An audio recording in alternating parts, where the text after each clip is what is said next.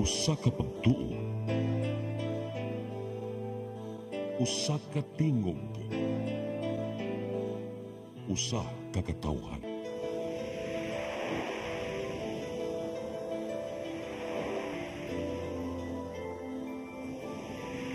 Cebu Catholic Television Network.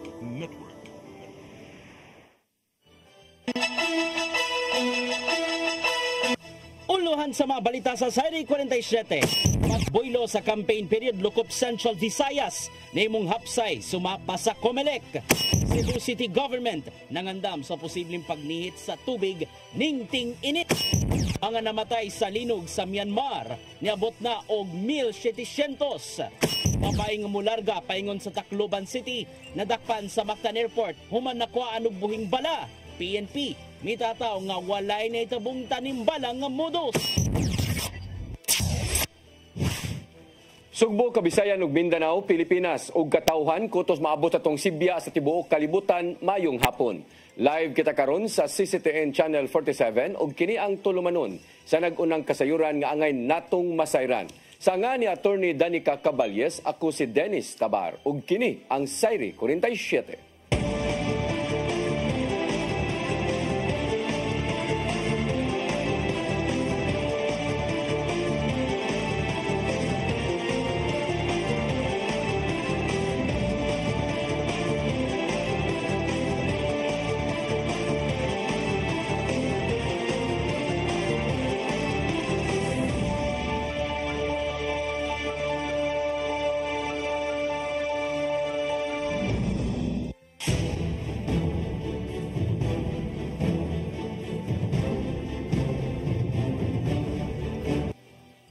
O karon sa kumpletong detalye sa atong mga balita, ubang mga kandidato dinhi sa Sugbo ni apa sa pagsugod sa ilang campaign kick-off niadtong nakalabay nga weekend. Samtang mayoralty candidate sa Lapu-Lapu ni pasabot sa wa niya pagtunga sa Peace Covenant signing niadtong Sabado.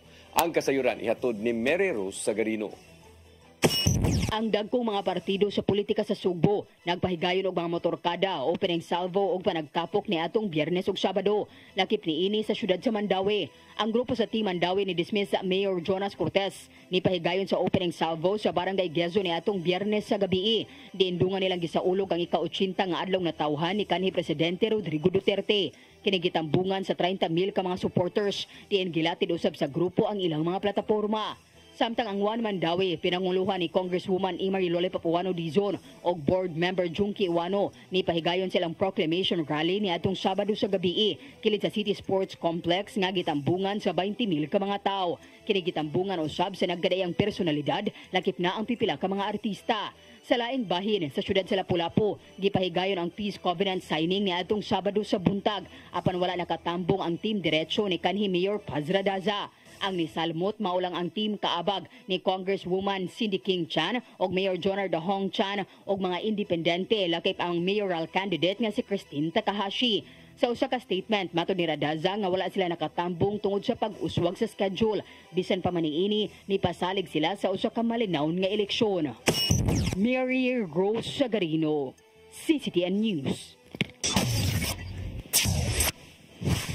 Pagboylo sa campaign period sa tanang mga lokal nga kandidato na himong hapsay sa kinatibukan suma pa sa Comelec. Giyawhag usab nila ang ubang mga kandidato nga mo report dayon sa kapulisan kung nakadawat man og hulga sa kinabuhi. Ang kasayuran ni Hato Digian Navarro. Nahimong malinawon og hapsay ang pagsugod sa campaign period tibok Central Visayas suma pa sa Commission on Elections. Sukad niya tong Biyernes hangtod sa nakalabay lang nga weekend. Wag tuo nga mga proclamation rally ang gipasiugdahan sa managlaing kandidato o kampo gikan sa lain-laing dapit. Taliwa man kini sa init nga pamulitika karon tungod na sa mga supporters sa isig ka kampo. Mato di Comelec 7 Director Attorney Francisco Pubi nga walay nito mao nga bisan unsang kagubot taliwa sa init nga pamulitika. Ilabi na nga nagpadayon ang managlaing sorties nga gipasiugdahan sa isig ka kampo diin hangtod na kini sa purok level.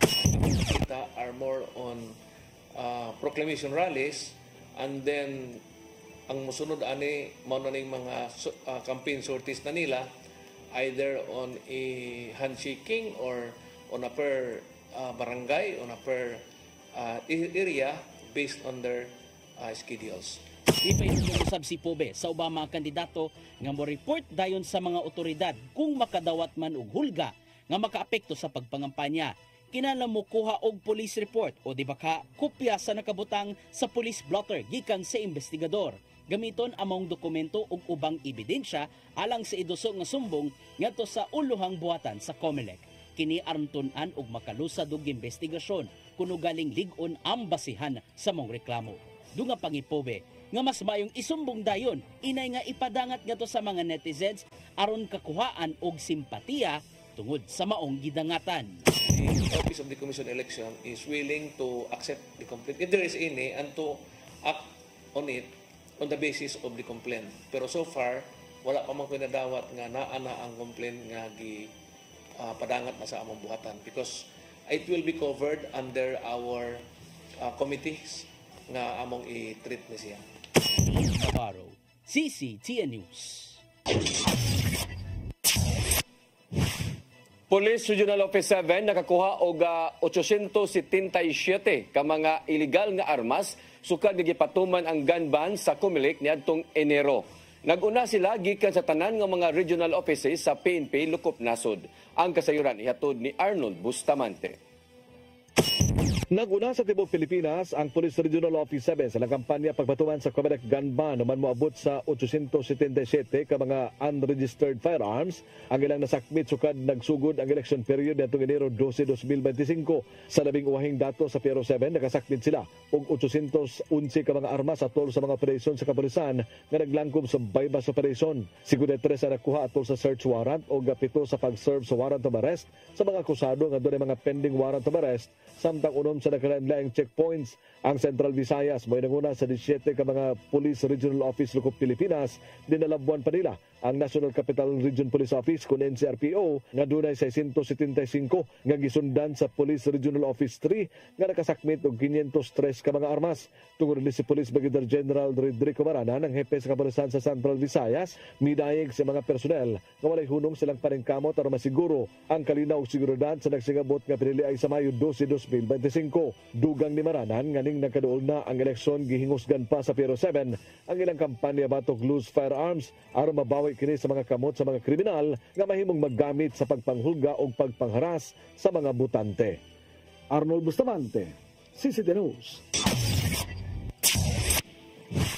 Gitataw sa ombudsman nga walay katungdanan si kanhi Cebu City Administrator Colin Rosel aron mubalik sa maong posisyon. Kinihuman nga gibasura sa maong buhatan ang kasong administratiba nga gipasaka ni Rosel batok nilang Mayor Raymond Alvin Garcia, kanhi City Police Director Antonieto Cañete ug laing tulo. May namdumang gipusasan sa mga otoridad si Rosel sulod sa buhatan sa mayor niadtong November 8, 2024 tungod sa pagtuo nga nahuman na ang iyang suspension dungan ni kanhi Mayor Michael Rama.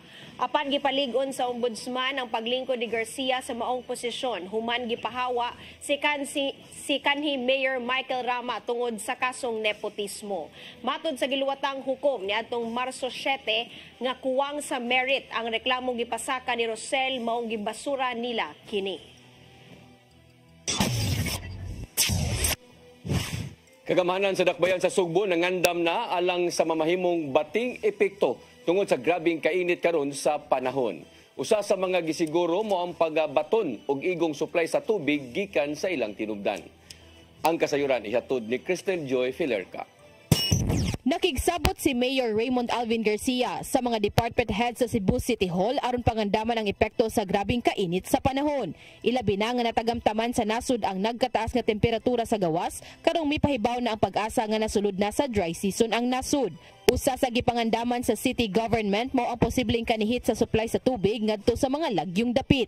Matod ni Garcia nga nakapalit na sila og dugang pang mga gamit nga mahimong mapahimusan sa pagpangita og dugang supply sa tubig. Sama lang kini sa pagbaton og water tanks o containers aron makasag-ob og igong water supply gikan sa laing tinubdan. We have already purchased 5-6 tankers and then we also have purchased already kaning mga plastic containers, dili katong gagmay ha, mga tank containers, water tank containers nga as ang volume na mga 4,000 liters o na yung sana 2,000 liters. Apil usab sa ilang gibantayan mo ang posibleng pagdaghan na sa mga insidente sa sunog sa ubang dapit sa syudad. Kinahanglan hinuon ang paspas nga pagtubag sa alarma aron way laing kinabuhi ang makalas. Maong mahinungdanon alang ni Mayor Garcia ang pagtinabangay sa isig ka ahensya sa gobyerno aron dili masubli ang nahimong epekto sa El Nino sa miaging tuig. Di ko ganahan similar as last year yung murag we were kanang last minute na kayo ang atong pag-act. I want na karon na natay action before El Nino ever happens. Crystal Joy Felerca, CCTN News. Musunod, mga namatay tungod sa magnitude 7.7 nga linog sa Myanmar, niabot na og 1,700. Kanaguban pa mga balita sa pagbalik sa Sayri 47.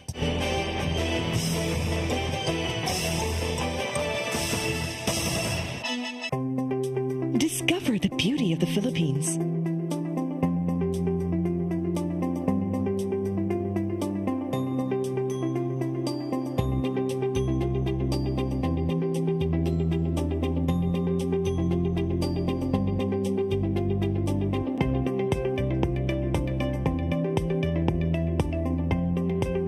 With Philippine Airlines, the country's flag carrier.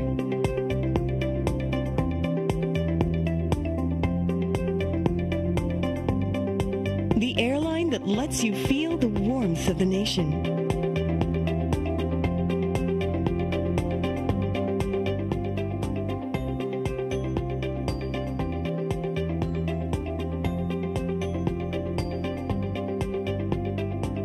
Mabuhay.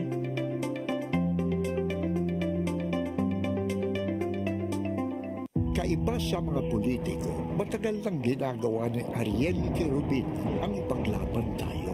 Kahit sariling buhay, inaalay. Ngayon, iba ang laban. Pero tuloy ang misyon ni Ariel Quirubin, ang ipaglaban tayo. Kung medalya ang sukatan at hindi pera, si Ariel Quirubin, ang ating bayani, nakarapat dapat sa Senado. Pag may Ariel Quirubin sa Senado, may bayani tayo sigurado. PRO7 Action Files. Mga panghitabong naglambikit sa katawan. Ihatagan ng aksyon o kasulbaran sa kapulisan. PRO7 Action Files. Base sa talaan sa Police Regional Office 7. Nakatapong palayong gisubay at paganong katinawan. Pinaagid ng maong tulumanon. PRO7 Action Files. Abang kaninyo sa Police Regional Office 7 o NTV CCTN.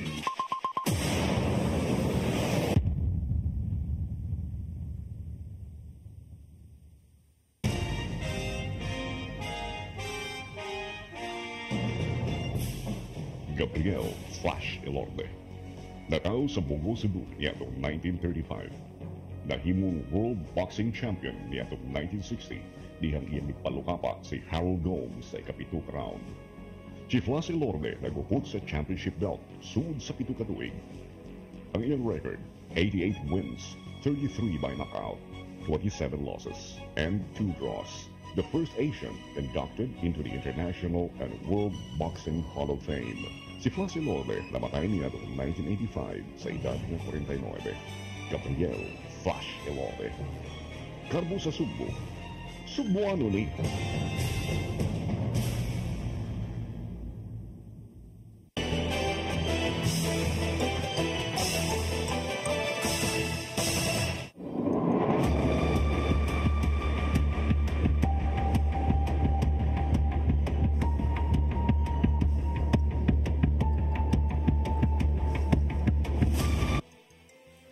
Balik sa ato mga balita, pamahayag ni Vice Presidente Sara Duterte kalabot sa gingong pagkagamay sa mga ebidensya ngadto sa International Criminal Court wa gikalipay sa uban nga mga opisyal. Abagan ni noon sa o gobyerno dinhi sa nasod kadtong magipangdakop sa Qatar tungod sa pagpahigayon og rally sa adlaw na tawhan sa kanhi presidente. Ang kasayuran ihatod ni Gian Navarro.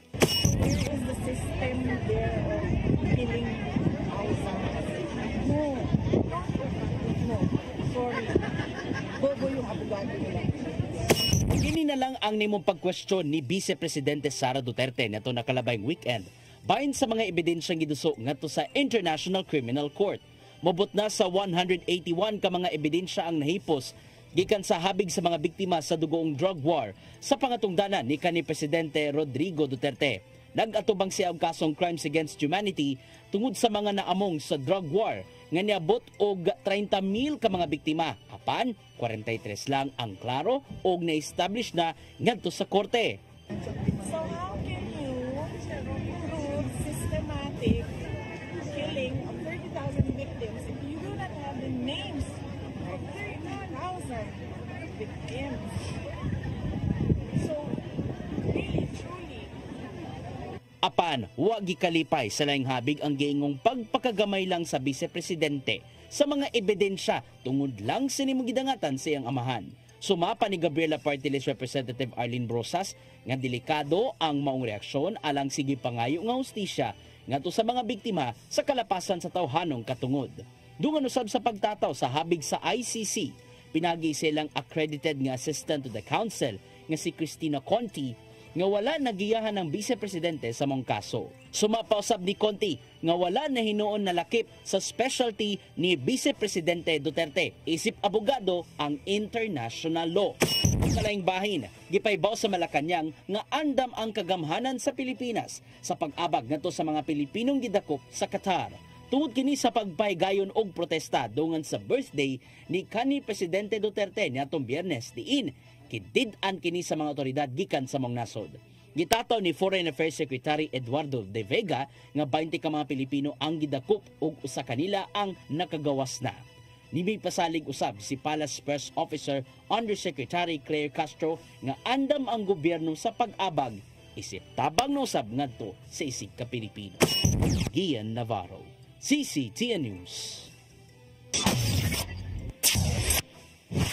Nisaka na sa 1,700 ang gikatahong namatay tungod sa magnitude 7.7 nga linog nga nitay-og sa Myanmar. Matod sa Myanmar Military Government, ka 3,400 na ang natala nga naangol ug kapin sa 300 ang missing. Lakip na sa padayon pang gipangita ang upat ka mga Pinoy. Matod sa Department of Foreign Affairs nga magtiayon ang duha niini nga lakip sa mga residente sa usa ka building nga nahugno. Ang Embahada sa Pilipinas sa Myanmar sa usa ka advisory nag-ingon nga nangandam kini sa pag-deploy og usa ka team sa Mandalay alang sa assessment ug direct welfare checks sa mga Pinoy didto.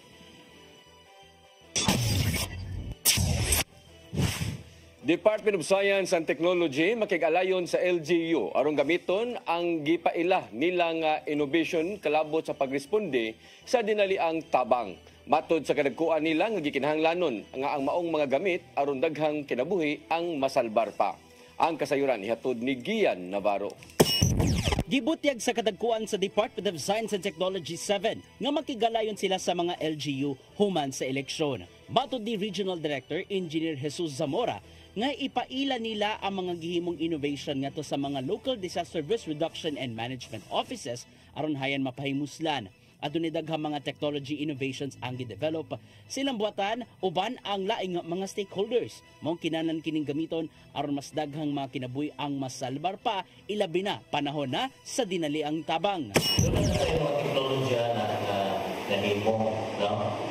Doon na yung mga local governments and businessmen na i-adapt. So aside from itong mga information on the ining disaster, saan siya, doon na sa tayo i-adapt na mga technology para makatapang sa during or after the disaster.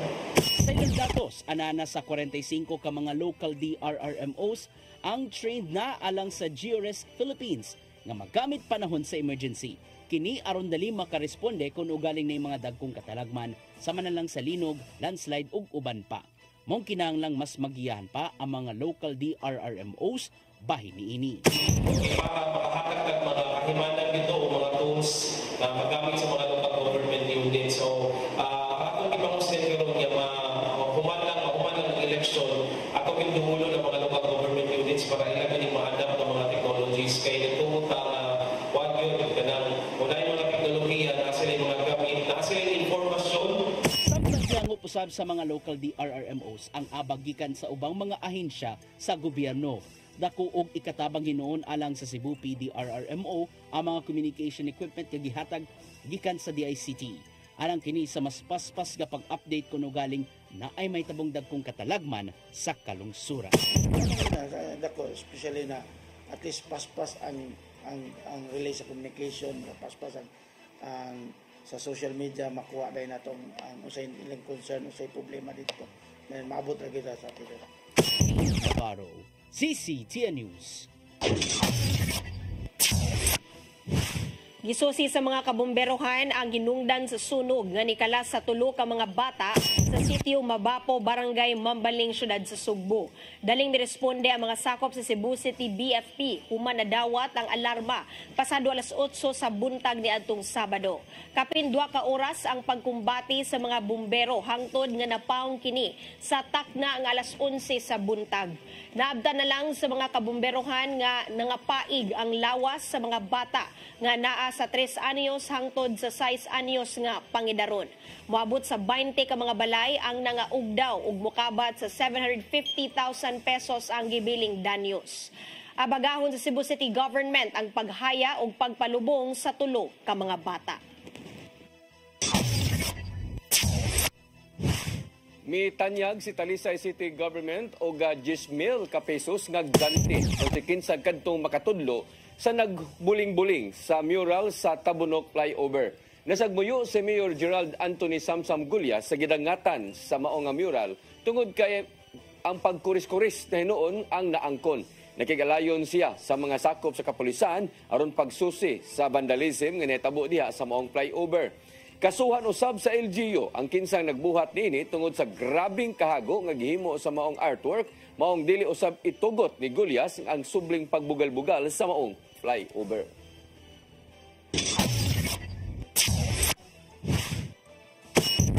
Mosunod, babaeng mularga paingon sa Tacloban, nadakpan sa Mactan Airport, human nakuan og buhing bala. Kanaguban pa mga balita sa magbalik sa Sayri 47.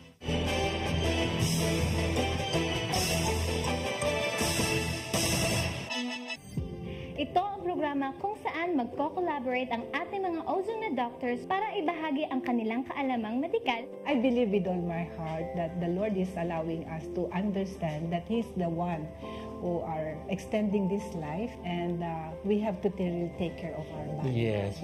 Matag episode, among ipaambit ninyo ang mga healing testimonies. Every day, pag-gising mo, iisip ko kung ilang taon na lang yung nakatagal ko. This is your path to a new start. OzoneMed Wellness Clinic New Start. Mapapanood every Saturday 8 to 9 a.m. Og ang replay airing matag Miyerkules 1:00 hangtod 2:00 sa hapon. Dinhi lang sa CCTN Channel 47. Ben Zubiri, kompositor, artista sa bantawan, pelikula o radyo. Mas nailhan sa ngang Iyo Carbo. Si Ben Zubiri ang isawag sa way kamatayong awit Matud Nila.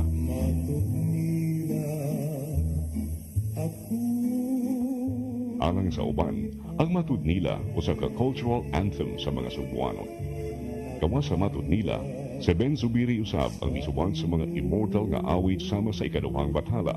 Alma Bonita, ang palad ng buo, gugmang gibati ko, pasayawa ko daay.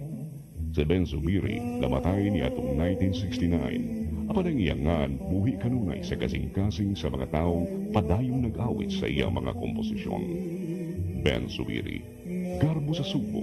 Subo ano ni?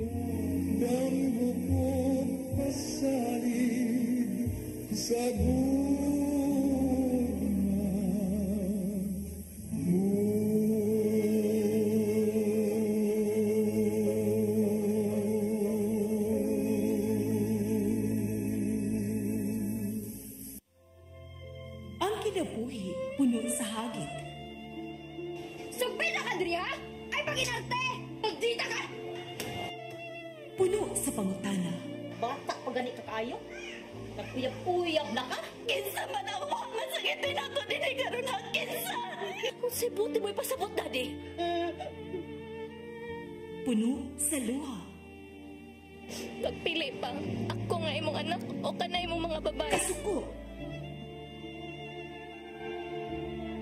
Rato pa.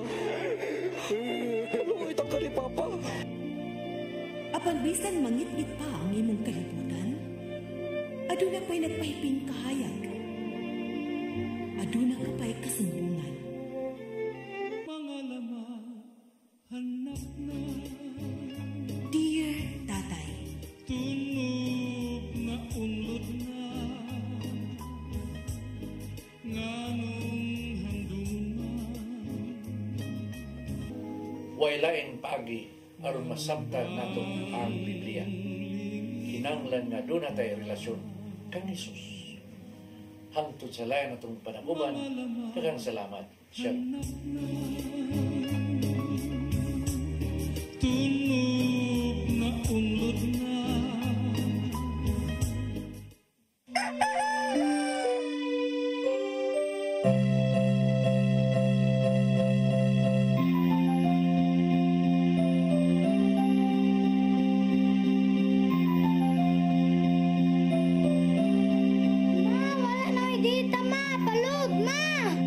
Sorry ma'am, na-late ko. Nangita pa mong gusto para internet sa kong anak ma'am. Ay, wala na yung problema. Mag-sinisibo. Sinisibo, sinisibo. For your internet connection. And for the signal of your cable TV. So fast and straight the transmission to your home. Sinisibo, sinisibo, sinisibo. Offers you to have fiber optics. For your viewing experience, perfect and clear so far. So great and affordable for you to enjoy. Sinisibo. Sinisibo Television Network Incorporated offers fiber to the home broadband internet bundled with fiber to the home cable TV connection. Sinisibo Television Network Incorporated with its operation in Metro Cebu and the whole province of Cebu soon. And affordable for you to enjoy. Sinisibo.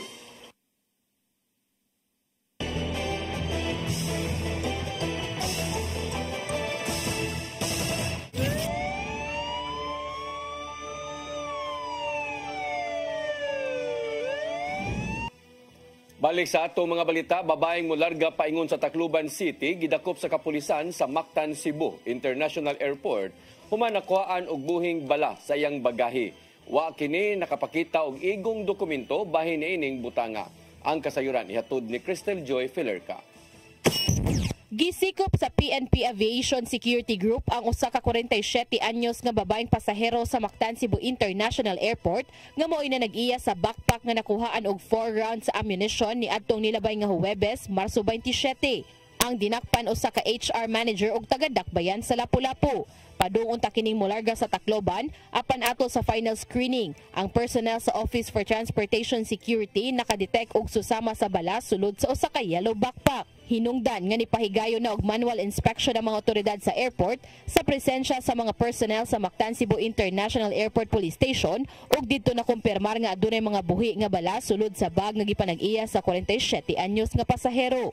Matod ni Police Major Ricky Calong, ang hepe sa Mactan, Cebu International Airport Police Station, nga sa dihang gipangayuan kini og mga dokumento sa iyang pagdala niini, way napakita ang mga pasahero nga niresulta sa iyang pagkasikop. Sa ilang investigasyon, dili usab kini gun holder. Sa discoveries, pangutana si pasahero ma'am. Pero hindi naman kasi drug sir. Yung apprehending sir, yun yung initial gusto ni kasi sir. Since kung ano naman natin sa bag, inform po siya nga pagdalaan ng firearms ka ng ammunition. Yun yung purpose niya sa yung investigate bawal ma'am kung wala kay pertinent documents na. Yung idea sa talaga. Going pa ang ganba na to. So, violation po na sa Itataw sa hepe nga dili kini tanimbala og mipasalig siyang hanap ang posibilidad nga mahitabo ang mong modo sa MCIA. Niya na ang mga dili lalo na sa Cebu ma'am kay sophisticated na ato ang mga machine din natay mga CCTVs in place. Murag dili din na nakatabo gawin. Ang mga pasahero na pasakaan og kasong kalapasan sa Comprehensive Firearms and Ammunition Regulation kun RA number 10591 og COMELEC gun ban. Apan karong adlaw gikatakda kining mopiyansa. Sukad nagsugod ang COMELEC gun ban, kini mo'y unang higayon nga may pasaherong nakuhaan og bala ang PNP Aviation Security Group, samtang aduna na usab usa ka insidente nga usa ka pasahero ang nakuhaan og armas nga expired na ang lisensya. Pahimangno ni Kalong sa mga pasahero sa MCIA nga magmatngon sa ilang mga bagahe ug kung mamahimo dili lang una mo dawat og mga padala. Apan kung dili malikayan kinahanglang i-double check aron sa pagsiguro nga wa kini kontrabando. Dugang pa niyang gibawal usab ang mga anting-anting sulod sa airport. Yun ay among kasagaran nga ma-intercept dire kanang anting-anting. Kung nagatuo magit sila na ganing mga anting-anting, so, kung pwede lang ibilin man siya siguro kung biyahe sila via air kay para dili ma-hassle lang ato ang pagbiyahe. O ang worst gid ana kanang ending ana mapailan ta jud kaso. Crystal Joy Filerca, CCTN News. Patay ang usa ka Indian national nga backrider sa usa ka motorsiklo nga nahug ug naligsan sa ni-overtake nga series bus kagahapon sa National Highway sa Barangay Langtad, lungsod sa Argao. Ang biktima giila nga si Kuldip Kumar nga kasamtangan nga nagpuyo sa Barangay Tulik sa maong lungsod. Sa investigasyon sa Argao Municipal Police Station, nasuta nga pulos nagsubay sa dalan paingon sa norte. Ang duha ka motor nga gimaneho si Suman Surhit ug iyang angkas nga si Kumar. Gimaneho sab ni Analisa Gonzaga Narbasa ang laing motor nga maoy kuyog nilang Surhit. Matod sa Police Station Commander nga si Police Major Janos Giangan nga ni-overtake ang series bus sa duha ka motor apan kalit lang nga wala makakontrol sa iyang pagmaneho si Surhit dayon og katumba. Samtang iyang angkas nga si Kumar nalagpot sa tuong kilid sa bus nga niresulta sa iyang pagkapasok sa ilaw.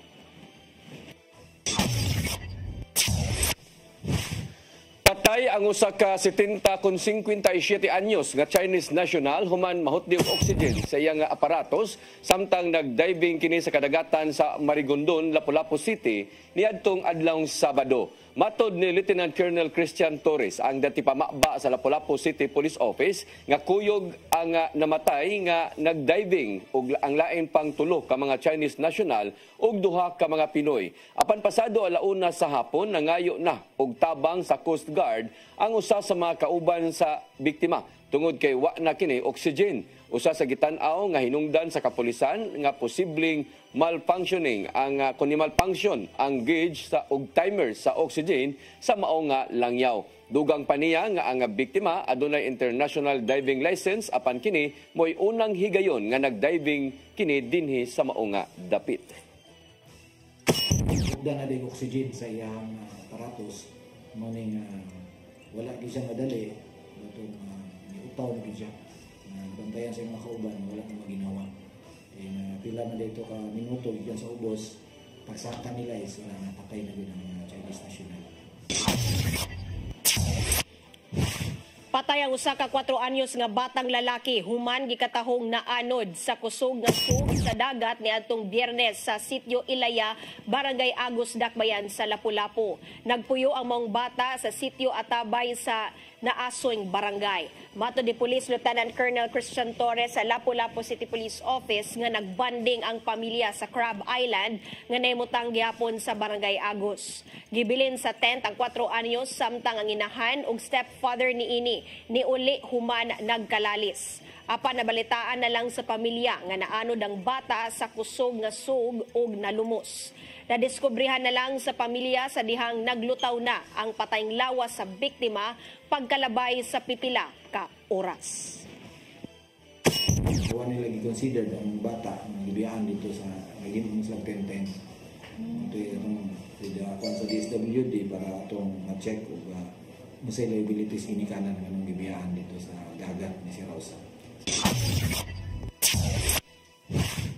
Usa ang patay samtang duha ang nada sa tambalanan human sila nakilatan sa kadagatan didto sa Leyte. Nagagikan sa bagatang bahin sa Sugbo ang mga mananagat ug naabtan sila sa mga tinugyanan. Ang kasayuran ihatod ni Arnold Bustamante. Usang patay samtang nga duha ang napas tambalanan sa Dakbayan Sugbo human maigo sa kilat ang napuno ka mga mananagat nga taga-Dakbayan sa Bugo sa dihang nga padung sila nga mangisda sa kadagatan sa San Pedro lungsod sa Albuera, probinsya sa Leyte. Mato ni Police Captain Amory Piedra Napoles, ang Deputy Station Commander sa Bugo City Police Station, nga ang nakalas gila nga si Ronilo Galicia Balunan. Hingkod ang pangidaron nga taga-barangay Nailon sa mong syudad. Ang napas sa Vicente Soto Memorial Medical Center gila nga sila nga Eugene Oblidiana Bulambao o Jeremias Halang nga Balunan, puros taga barangay Nailon, Dakbayan sa Bugo, nga nakaangkon og second degree burn secondary to electrical burn. Netong Domingo sa alas 9 sa buntag, Marso 30, 2025, ang napulog ka mga mananagat sa kinisa sa kapambot sa pagpangulo ni Abel Anuba Antigua, nga mga kapitan niini, nga pulos taga barangay Nailon sa mga syudad. Ang ilang girumbong lugar, din dito sila mangisda, mga kadagatan sa barangay San Pedro sa lungsod sa Albuera. Apan pagka alas 2:30 sa hapon, wala pa sila makaabot sa ilang destinasyon, karit lang nga nilanog ang sipang liti ug kilat ug naigo ang ilang gisakyang pambot. Silang napulong nga sakay pulos naigo sa kuryente sa kilat apan ang tulungan silang Ronilo, Eugene ug Jeremias mo'y nagrabihan og nawad-an sa panimuot diha dayon. Samtang ang pito nakaangkon lang og mga minor nga paso sa lawas.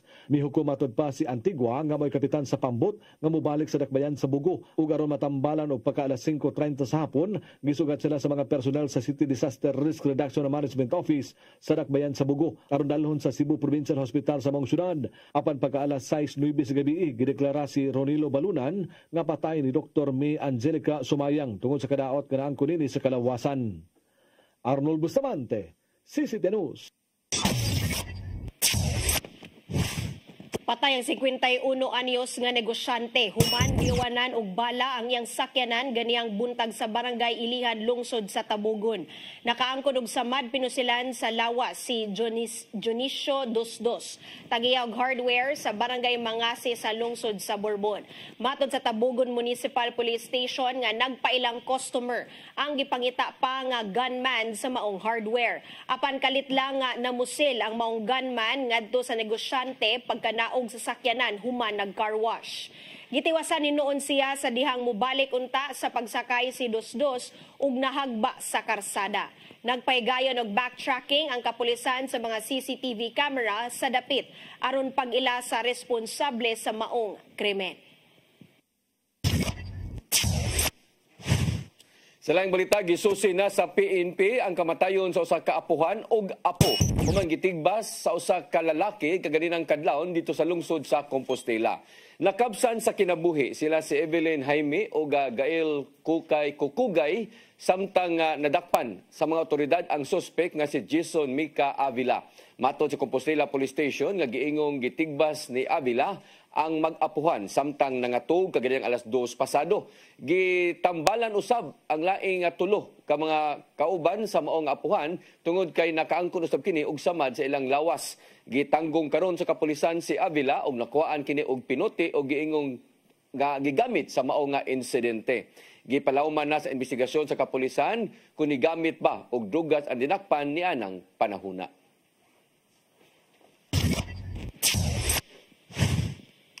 Mao kantong naglangkob sa atong mga balita sa Sayre 47. Ako si Dennis Tabar. Ako si Danica Caballes. Sangton ugma sa inyong paboritong tulumanon. Sayre 47.